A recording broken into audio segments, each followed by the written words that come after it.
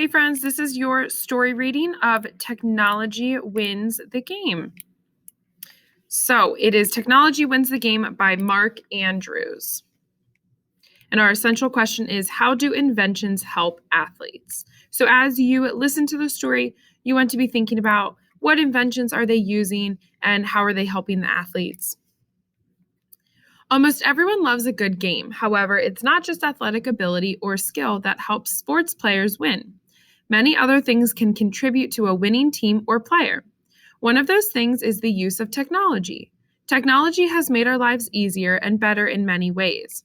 In sports, technology can help all types of athletes perform better. It's all in the design. If you like sports and science, being an engineer might be the job for you. Engineers are scientists who make sports more fun to play and to watch. They design better materials, surfaces, and equipment. They help keep athletes safe from injury. A sports engineer has probably helped improve your favorite sport. The science of sports engineering. Some sports engineers study the way athletes move when they play different sports. An engineer might watch a soccer player to see how the player's foot strikes the ball. This can lead to ideas about soccer shoes, the soccer ball, or even the soccer field. Engineers use these ideas to improve the game in some way.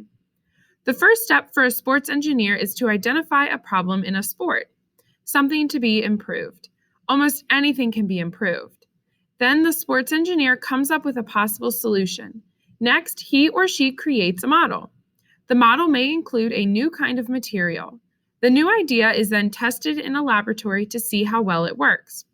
Finally, the new product is tested by athletes. If it works well, soon athletes around the world will start to use it. Problem, idea for solution, create model, and test. Changing the game. Let's take a look at tennis. This is a sport where sports engineers have made several changes.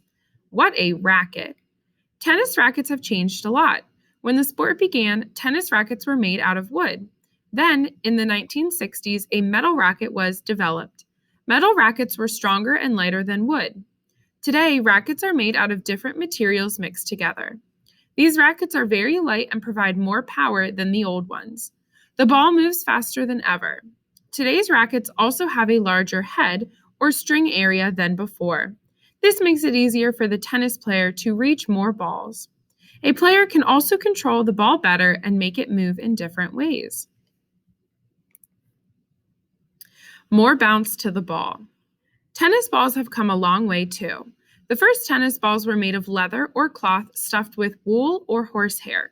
These balls did not bounce very high. In the 1870s, rubber was first used to make tennis balls.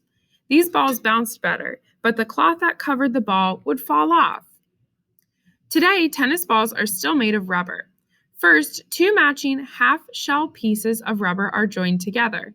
This makes the hollow, round shape of the ball. Second, two pieces of felt are wrapped around the ball. Third, a rubber seam is added to keep the felt cover together. Finally, the balls are put in a can that is under pressure. This helps keep them bouncy. The whole process ensures that each tennis ball bounces exactly the same way. Where the ball bounces is up to the player. Higher and faster.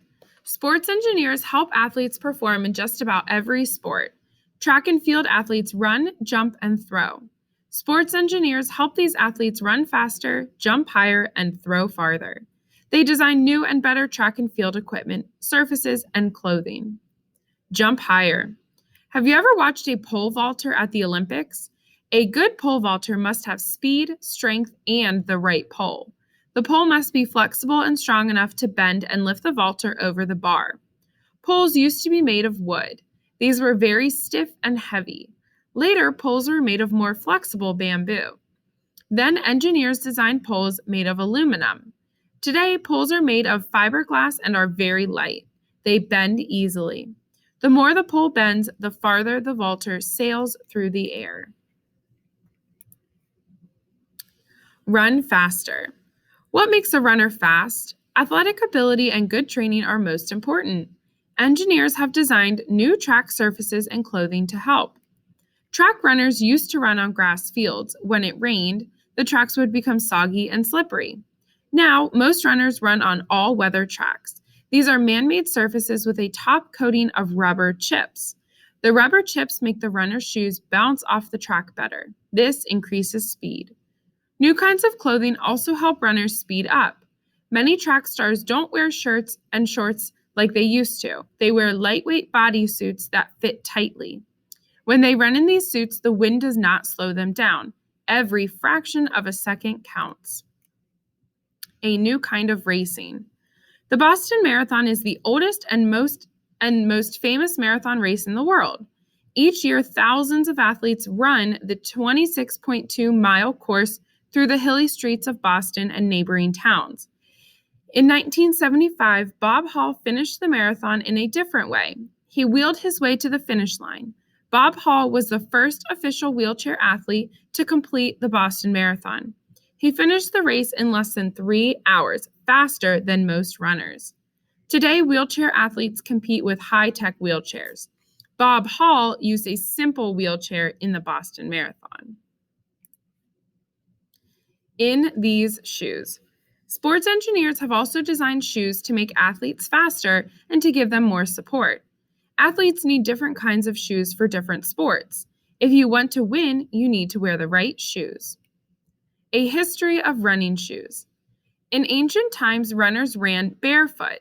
As time went on, athletes began to run in sandals. Soon, the sandal wearers were winning most of the races. The running shoe was born. The next big change came in the 1830s in England. The first running shoe with a rubber sole was introduced. Rubber soles were light and comfortable. Rubber soles were light and comfortable. They also easily gripped the ground. Spikes were added to running shoes as early as 1852. In the 1920s, a German named Adi Dassler improved the design and sold the first modern running shoes with spikes. Spikes give runners a better grip. Today, shoemakers and engineers better understand the science of running. Running shoes are made for every style of runner and any surface. Engineers know that runners need shoes that are strong and flexible. And here is the timeline of the changes in running shoes. So 5th century BC, they started with bare feet, then they went to sandals. The 1830s was when the shoes with rubber soles were made. In 1850s, the first use of spikes. In the 1920s, they came up with the modern spiked running shoe. And in 1972, extra cushioning was added in the heels and soles. Extra bounce. Long jumpers need shoes that give the athletes extra bounce. The soles must be firm but able to bend. These shoes have metal spikes in the front of the shoe only. This helps the jumper grip the ground and spring from the toes right before the jump. Quick movement. Soccer shoes have plastic or metal cleats or rounded spikes on the bottom.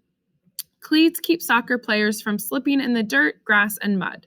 Soccer players need to change direction quickly. Without cleats, soccer would be a slower, sloppier game. Play safely. Athletes also need special equipment and clothing to protect them from injury. Sports can be dangerous, and professional athletes often take risks. Football helmets.